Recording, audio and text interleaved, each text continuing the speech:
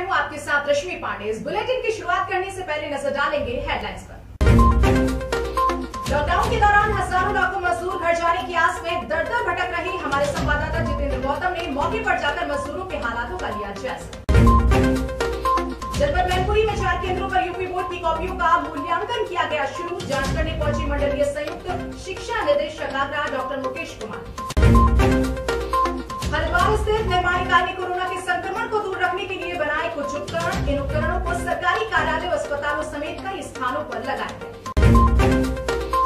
ललितपुर में अनियंत्रित गति से भाग रही यात्री बस पलटने से मचा हड़कंप, 4 मजदूर घायल। लॉकडाउन में बस हैदराबाद से बिहारी मजदूरों को लेकर जा रही थी जम्मू कश्मीर। वैश्विक महामारी कोरोना के इस दौर में रामकृष्ण मिशन भी लोगों की बढ़ चढ़कर कर रहा सेवा। हरिद्वार के कनखल स्थित रामकृष्ण सेवा मिशन अस्पताल में कार्यकर्ताओं ने गरीबों को बांटा कच्चा राशन। गाजियाबाद के लोनी इलाके में कल दोपहर हुए महिला वकील की हत्या का पुलिस ने किया खुलासा। महिला के पति द्वारा ही 2 लोगों के जरिए सुपारी देकर महिला की हत्या को दिया गया अंजाम। और अब खबरें विस्तार से। कोरोना महामारी के दौरान देश में लॉकडाउन लगा होने से सबसे बड़ी मुसीबत मजदूरों के लिए हुई है। हजारों लाखों मजदूर अपने घर जाने के लिए इधर उधर भटक रहे हैं। देखिए गाजियाबाद से हमारे संवाददाता जितेंद्र गौतम की ये खास एक ऐसा आशियाना जिसे कभी रोजी रोटी के लिए छोड़कर आए थे मजदूर, आज उसी अपने धुंधले आशियाने की तरफ मजदूर अपने पैर बढ़ा रहा है, कदम बढ़ाकर चल रहा है और कह रहा है साथ या साथ बढ़ाना, और इसी के साथ ये अपनी मंजिल पर पहुंचने की कोशिश कर रहा है। वहीं दूसरी ओर मजदूर के दिमाग में अभी भी ये सवाल भी घर कर रहा है कि आखिर जिस घर के लिए निकल रहे हैं क्या वो घर उनका सुरक्षित होगा। तस्वीरें मैं दिखा दूं, ये गाजियाबाद के मुरादनगर के पेट्रोल पंप की है, जहां पर सैकड़ों मजदूर इकट्ठा हो गए हैं। और ये मजदूर जो यहाँ पर इकट्ठा हुए हैं, इनकी वजह सिर्फ ये है कि ये अपने घर जाना चाहते हैं। ये लॉकडाउन में यहाँ फंस चुके हैं, अब इनके पास कोई भी रोजी रोटी का जरिया नहीं रहा है, पैसे इनके ख़त्म होने लगे हैं। दूसरी ओर तस्वीर में आपको मैं दिखाऊंगा कि यहाँ पर आप देखिए किस तरह से ट्रकों में लोगों को भर दिया गया है, जैसे कभी भेड़ बकरियों को भर दिया जाता था। कुछ इसी तरह का नज़ारा यहाँ पर है। ये लोग यहाँ पर फंस बैठ चुके हैं। भाई साहब, आपसे जानना चाहेंगे कहाँ से आप आए, कहाँ जाएंगे? बताइए कहाँ जाएंगे? दिल्ली से आया था यूपी जाने के लिए। यहाँ बसें लग रही थी, कल तक बसें लगी थी, आज नहीं है कोई। आप कब आए थे? हम परसों आए थे, रात में 2 बजे निकले थे, यहाँ आ गए थे 6 बजे तक। अच्छा, तो यहाँ किस तरह की स्थिति है अब आप बस में नहीं, आप तो ट्रक में भर गए? ट्रक में भर दिए, अब देखो कहाँ लेके जाते हैं। वैसे अब देखो कहाँ ले जाते हैं। पुलिस वाले ने अंदर भर दिया, छोड़ने के लिए बोला ड्राइवर को, अब कहाँ छोड़े भगवान जाने। ये यहाँ की ऐसी स्थिति है, और इस स्थिति से आप अंदाज़ा लगा सकते हैं कि क्या यहाँ पर हालात हो गए हैं। ट्रक ड्राइवर हमारे साथ मौजूद है जी। कहाँ लेके जा रहे हैं आप इन मजदूरों को? जिसको पुलिस वाला दिल्ली फिर वापस कर रहा है। अच्छा, आप लेके आए थे ना पहले? नहीं, मैं तो आ रहा हूँ, खाले खाड़े कर दे सर, रोका था तो वापस कर रहा है सर। आप कहाँ से लेकर आ रहे हैं? हेलो, इस गाड़ी को आगे बढ़ा। आप हमें बताइए, आप कौन है, आप काहे चिल्ला रहे हैं यहाँ पे, कौन है आप? यहाँ पंप वाले हम। अच्छा, तो ये देखिए यहाँ पर इस तरह की स्थिति यहाँ पर कर दी गई है। लोग मजदूर परेशान हैं कि आखिर वो करें तो क्या करें। और ऐसे में सबसे बड़ी वजह ये है कि जो मजदूर है यहाँ पर, जो कोरोना वायरस से संक्रमित है, वो अगर कोई भी ऐसा एक मरीज यहाँ पर निकल जाता है तो उसके बाद यहाँ की क्या स्थिति होगी। यहाँ मजदूर तो मजदूर, बच्चे भी यहाँ पर फंसे हुए हैं। आप तस्वीरों में देखेंगे कि कैसे 8, 7, 5 साल के बच्चे, छोटे छोटे से बच्चे अपने घर जाने के लिए निकल रहे हैं, और इन्हें भी नहीं पता होगा कि आखिर ये जा कहाँ रहे हैं, लेकिन फिर भी ये यहाँ पर फंसे हुए हैं। तस्वीरों में आप देख सकते हैं कि किस तरह के गाजियाबाद के ये हालात हैं, जहाँ सैकड़ों मजदूर एक साथ अपने घर के लिए निकले हैं। और उसमें बहुत से मजदूर ऐसे हैं जो दिल्ली से आए थे, पूरी रात भर यहाँ पर रुके, लेकिन जब उनका नंबर आया तो बसें यहाँ पर ख़त्म हो गई। ऐसे में उन सब को अब दिल्ली भेजा जा रहा है। अब बड़ा सवाल यहाँ पर यही उठता है कि आखिर जब मजदूरों के लिए सरकार इतना कुछ कह रही है तो आखिर वो सभी सुविधाएं धरातल पर क्यों नज़र नहीं आ रही हैं। गाजियाबाद से जितेंद्र गौतम, HK न्यूज़। उत्तर प्रदेश को भी पूरे देश में फैले कोरोना वायरस की वजह से लॉकडाउन कर दिया गया है। इसी के चलते लंबे समय से हाई स्कूल और इंटरमीडिएट की परीक्षाओं की उत्तर पुस्तिकाओं का मूल्यांकन नहीं हो पा रहा। जिसको माध्यमिक शिक्षा बोर्ड की ओर से मंगलवार से मूल्यांकन को हरी झंडी दे दी गई है। जनपद मैनपुरी में हाई स्कूल इंटरमीडिएट बोर्ड की उत्तर पुस्तिकाओं के लिए 4 केंद्र बनाए गए हैं, जिनमें राजकीय inter college, nursing inter college, Karhal Jain inter college Karhal शामिल है। इन 4 केंद्रों में 2 केंद्र राजकीय इंटर कॉलेज मैनपुरी और Jain inter college Karhal. High school की उत्तर पुस्तिकाओं का मूल्यांकन किया जाएगा। उत्तर पुस्तिकाओं के हो रहे मूल्यांकन केंद्रों पर शासन प्रशासन की मंशा के अनुसार पहले सैनिटाइजर कराया गया और शिक्षक शिक्षकों एवं पुलिस कर्मियों को जिला परिवहन निगम अधिकारी राजेश करदम द्वारा मास्क वितरण किए गए। इसके बाद ही मूल्यांकन शुरू किया गया। इस अवसर पर मंडलीय संयुक्त शिक्षा निदेशक आगरा डॉक्टर मुकेश कुमार ने 4 केंद्रों पर जाँच की।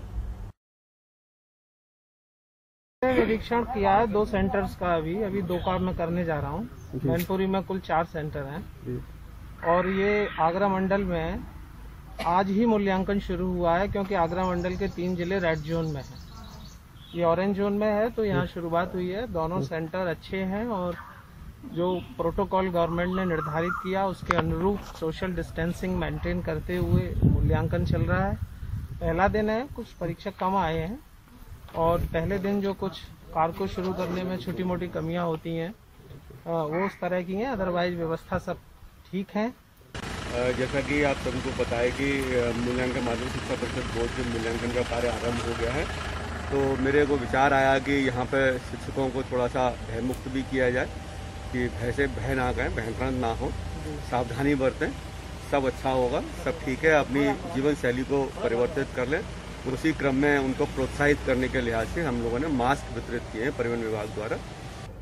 कोरोना महामारी के इस दौर में उत्तराखंड पेयजल विभाग की हरिद्वार स्थित निर्माण इकाई ने कोरोना के संक्रमण को दूर रखने के लिए कुछ उपकरण बनाए हैं। इन उपकरणों को सरकारी कार्यालयों, अस्पतालों समेत उन स्थानों पर लगाया जा सकता है जहां पर बड़ी संख्या में लोग पहुंचते हैं। दरअसल पेयजल विभाग की निर्माण इकाई ने बेहद कम दरों में इन उपकरणों को तैयार किया है। इन उपकरणों की सहायता से सरकारी दफ्तरों, अस्पतालों और कार्यालयों में पहुंचने वाले लोग बिना किसी चीज को छुए हुए खुद को सैनिटाइज कर सकते हैं। पेयजल विभाग ने अपने इंजीनियरों के कौशल से इन उपकरणों को तैयार किया है, जिसमें एक पेडेस्टल फैन है, जिन पर खड़े होते ही दोनों पैरों के दबाव से पंखों के स्विच ऑटोमेटिक ऑन हो जाते हैं और इनमें से निकलने वाले सैनिटाइजर आपको पूरी तरह से विषाणु रहित कर देते हैं। पेयजल विभाग ने एक उपकरण और बनाया है, जिसमें बिना सोप को छुए हाथ आसानी से धोए जा सकते हैं और उतना ही पानी एक बार में निकलेगा जितने की जरूरत है। इन उपकरणों को बेहद ही सस्ती दरों पर तैयार किया गया है, जिससे कि कम खर्चे में ही तमाम विभागों में इस तरह के उपकरण प्रयोग में लाए जा सकते हैं। क्या कहना है अधिकारियों का, आप भी सुनिए। ये है कि भाई जो भी बाहर से आएगा पहले हैंड वॉश करेगा। इसमें सबसे बड़ी बात यह है कि उसको हाथ नहीं लगाना है, कहीं टच नहीं करना है, सब पैर से चलेगा। इसका हमारा पानी भी पैर से ही वो पुश करके निकलेगा, फिर अंदर हमने मशीन लगा रखी है, उससे सैनिटाइज हो जाएगा आदमी। तो इस वजह से ये था कि पहले हम लोग अपने ऑफिस को ही सेफ रखें जी। बाकी इसके अलावा हमने और 4-5 बना रखे हैं जो विभिन्न ऑफिसों में लगाएंगे बाहर उनके जी, जैसे मेला ऑफिस हो गया और तो ये सारी चीजें, और जिला अधिकारी जी। ललितपुर के सागर नेशनल हाईवे 44 पर थाना पाली के अंतर्गत ग्राम पटुआ के पास सुबह तड़के तेज गति से भाग रही एक यात्री बस अचानक अनियंत्रित होकर पलट गई। बस पलटते ही उसमें बैठी सवारियों में चीख पुकार मच गई। बस पलटने की और लोगों की चीख पुकार की आवाज सुनकर स्थानीय ग्रामीण मौके पर पहुंचे, जिन्होंने बस में बैठे लोगों को बस से बाहर निकाला और प्रशासन को सूचना दी गई। बताया गया है कि बस हैदराबाद से जम्मू कश्मीर जा रही थी, जिसमें दिहाड़ी प्रवासी मजदूर भरे हुए थे। सूचना पाकर पुलिस बल मौके पर पहुंचा और स्थानीय डॉक्टर की मदद से मामूली चोटिलों का इलाज करवाया गया। साथ ही 4 गंभीर रूप से घायल हुए मजदूरों को प्राथमिक उपचार के बाद जिला चिकित्सालय रेफर कर दिया गया, जहां उनका इलाज किया जा रहा है और उसके बाद मजदूरों के खाने पीने की भी व्यवस्था की गई।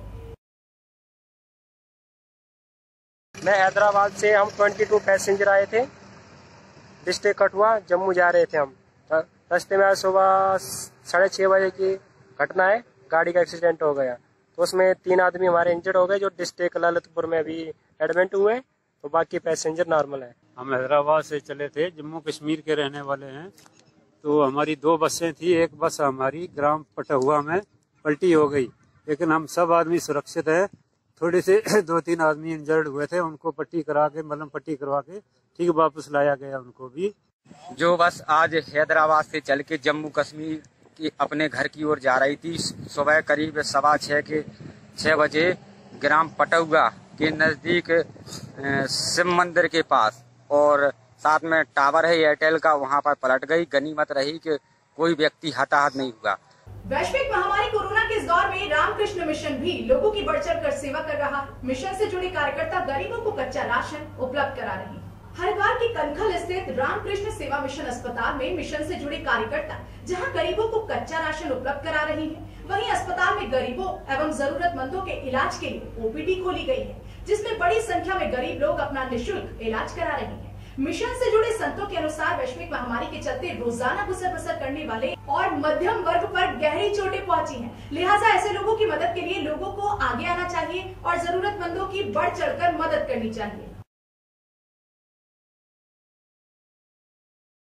ऐसा एक राशन किट बना के दें जिसमें 10 से 15 दिन एक परिवार का काम हो जाए। एक राशन किट बनवाया उन्होंने जिसमें 5 किलो का चावल, 2 किलो का दाल, 5 किलो का आटा, 1 किलो का तेल, 1 किलो का सोयाबीन बॉडी और 1 किलो का नमक, साथ में लाल मिर्च, हल्दी। ये सब एक किट है जिसमें एक परिवार आराम से अपना 10-15 दिन घर चला सकता है। साथ में हाइजीन के लिए, हाथ धोने के लिए साबुन, और हमने एक पैम्पलेट बनाया है ऐसे, इसमें हमने सारी चीज़ गवर्नमेंट का जो गाइडलाइन है इसमें मेंशन किया। इसको हम जाके बांटते हैं लोगों को, अवेयरनेस। गाजियाबाद के लोनी इलाके में कल दोपहर हुए महिला वकील की हत्या का खुलासा गाजियाबाद पुलिस द्वारा किया गया है। महिला के पति द्वारा ही 2 लोगों के जरिए सुपारी देकर महिला की हत्या को अंजाम दिया गया था।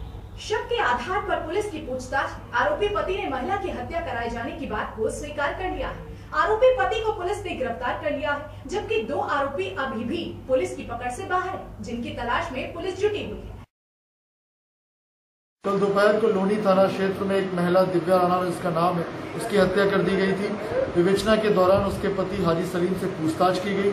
पूछताछ में हाजी सलीम ने यह बताया कि दिव्या राणा से उसका झगड़ा रहता था और दिव्या राणा उसका व्यापार, उसका बिजनेस हथियाना चाहती थी। इसी कारण हाजी सलीम ने सुपारी देकर दिव्या राणा की हत्या करवाई है। इसमें हाजी सलीम को गिरफ्तार कर लिया गया है। शेष 2 अभियुक्तों की गिरफ्तारी भी शीघ्र की जाएगी। इस बुलेटिन में फिलहाल इतना ही। देश दुनिया की तमाम बड़ी खबरों को जानने के लिए बने रहिए हमारे साथ और देखते रहिए HK न्यूज़।